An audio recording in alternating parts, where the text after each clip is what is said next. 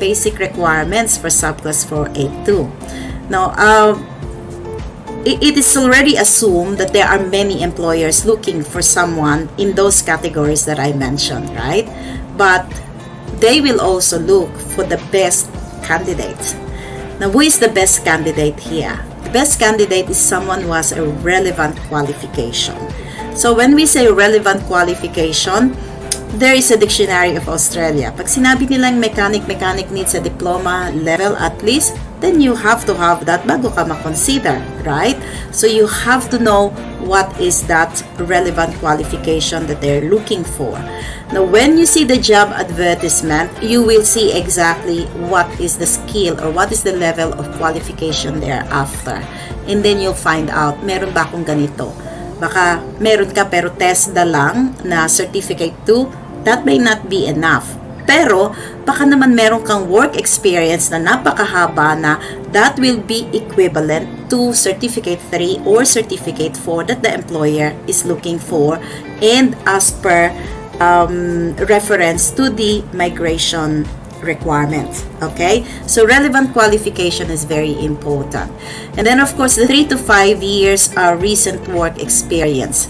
Now, we put 3 to 5 years, although sometimes the employer would be okay for 2 years. They would be okay for 3 years. But because some people will need skills assessment and some people will need to be assessed, it's always good that you have the 3 to 5 years experience para yung experience mo ay ma-convert sa certificate. Okay? And then you will get the work experience and at the same time the qualification. I hope I'm making sense when I say those two things. And then skills assessment, that is a basic requirement. But I'd like to make a but there, okay?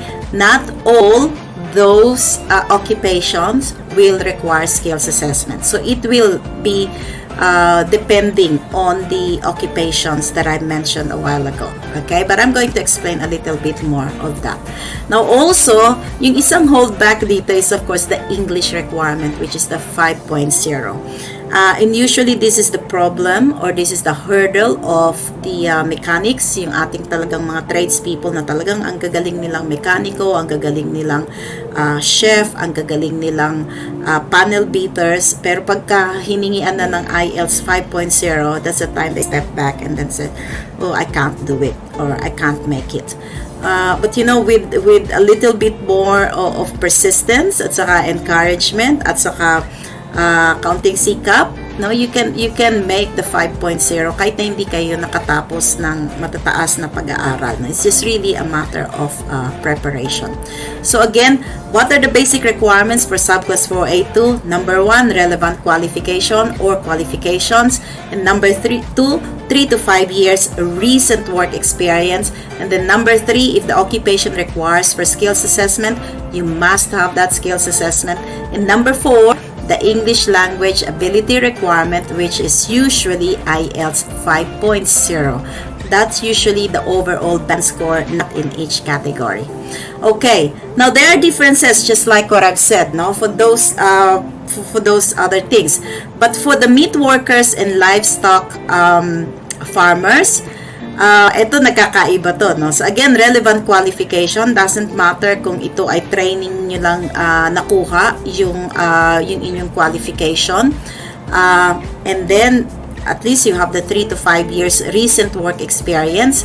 And then yung sa skills assessment, merong kaunting leeway dito yung mga employer, because most of the employers in the livestock farming and skilled meat working industries are holders of what we call as labor agreements. Now, in those labor agreements, it will specifically say what will be the requirements of the employer.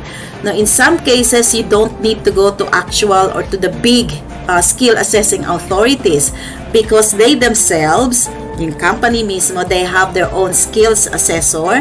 They will have to go to the Philippines to actually see you how you work and then make an assessment whether your skill is comparable to Certificate 3 qualification that they were looking for and the work experience that you have. And then they will finally tick you off and say that, yeah, you are competent and we like you to work with us. Okay, so that's for skilled meat workers and livestock farmers.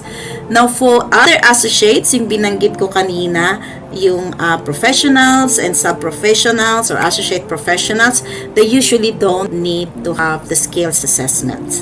Okay, under 482. Okay, so that's it. If the employer likes them and feel that they have the skills required for the position, they are okay to go. But for 494, you have to be careful with 494. That will require a skills assessment.